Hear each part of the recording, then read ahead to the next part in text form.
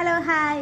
അപ്പോൾ പിന്നെ ഇന്ന് ശനിയാഴ്ചയല്ലേ, രാവിലെയൊക്കെ എണീറ്റ് ജോലിയൊക്കെ ഒതുക്കി, രാവിലത്തെ പരിപാടിയൊക്കെ ഒരുക്കി, കുളിച്ച് ഫ്രഷായി ഇങ്ങനെ വന്നിരിക്കുന്നു. പ്രത്യേകിച്ച് പരിപാടിയൊന്നുമില്ല. പിന്നെ ചെറിയൊരു ടെൻഷൻ മറ്റൊന്നുമല്ല. ഇന്ന് 10 ഈ തീയതി. അപ്പം വാടകയ്ക്ക് താമസിക്കുന്നവർക്ക് അറിയാം അതിൻ്റെ ബുദ്ധിമുട്ട്. വാടക കൊടുക്കാനുള്ള ദിവസം ഇന്നാണ്. അതിൻ്റെ ഒരു ചെറിയൊരു വിഷമം.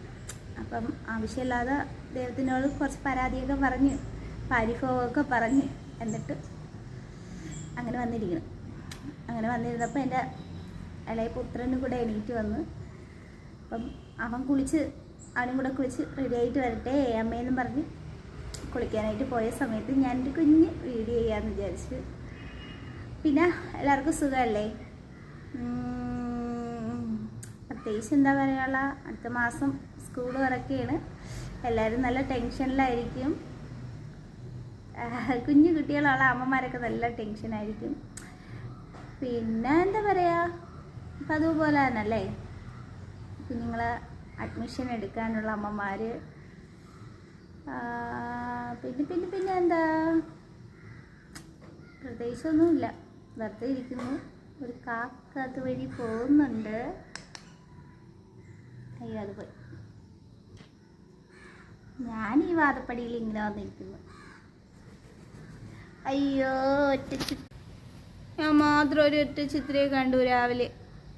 ഇപ്പം 2 ചിത്രയെ വന്നേട്ടാ. ഇപ്പോൾ ഒന്നായി. ഞാൻ മാത്രം കണ്ടാവല്ല, നിങ്ങളിങ്ങനെ കണ്ടോ? സ്കൂളിൽ പഠിക്കുന്ന സമയത്തെ ഈ ഒറ്റ ചിത്രയെ കണ്ട അടി കിട്ടുമെന്നാണ് പറയുന്നത്. അല്ലെങ്കിൽ നമ്മൾ കരയും വഴക്ക് കേൾക്കുമെന്നൊക്കെയാണ് പറയുന്നത്. ഉപ്പം കാക്കയെ കണ്ടു കഴിഞ്ഞാൽ മധുരം കിട്ടുമെന്നാണ് പറയുന്നത്. അതുകൊണ്ട് ചിത്രയെ കണ്ടപ്പോൾ നിങ്ങളെയും കൂടെ വിളിച്ച് കാണിക്കാമെന്ന് വിചാരിച്ചു. അങ്ങനെ കാണിച്ചതാണ്. പിന്നെന്താ, പ്രത്യേകിച്ച് വേറെ പരിപാടിയൊന്നുമില്ല. ഉച്ചത്തേക്കുള്ള കൂട്ടാത്തിന് എന്തെങ്കിലും ഒപ്പിക്കണം, അത്രയൊക്കെ ഉള്ളൂ. പിന്നെന്താ, നാളെ സൺഡേ അല്ലേ, എന്താ പരിപാടി?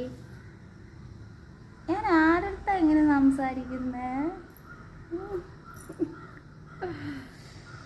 രാവിലെ എന്തെന്നറിയില്ല, വട്ടായിരിക്കുന്നു.